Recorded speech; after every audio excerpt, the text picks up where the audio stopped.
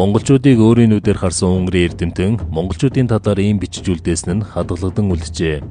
Бичвэрт тэр хүмүүс намхан нуруутай боловч өргөн ханхар зээжтэй, төрөх байдал нь их л аймаар, үс сахалгүй хавтгай нүртэй, навтгар амартай, жижигхэн онгор хоёр нүд нь хоорондоо их хол. Хувцас сунар нь чих хүтэн нэвтрхээргүй, хүсийг нь гадагш харуулсан хоёр давхар нэхид ээлтэй, тэр нь хайрцтай төстэй харагдана.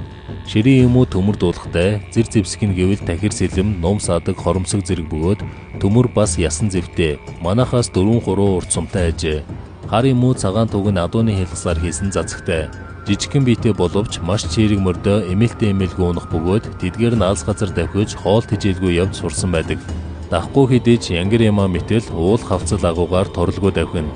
3 өдөр сэхээ самбаагүй давхиад өчүүхэн төдий амс хийж тэвэр төдий үүс идэгтэл болчихно. Хүмүүс нь ч гэсэн хоол хүнсэндээ тэгтэлийг анхаарахгүй бөгөөд гадуу ширийн хүмүүжлээрээ ламид явдаг мэт байдаг. Тэдэнд мориороо гаталж чадахгүй гол гэж байхгүй. Томоохон гол мөрнүүдийг бол үлээсэн ширэм тулам, зэгсэн сал хэрэглэн гаталдаг болжээ. Даавуу юм уу илгээр хийсэн асар майхан хэрэглэн.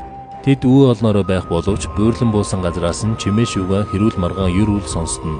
Тэд байгалийн гамшигыг төвчээртэй даван туулж тэмцэл тулдаан чаргуу орно гэжээ. Бичлэг таалагдсан бол Монголс пэйжтэй нэгдэн фоллоу дараарай.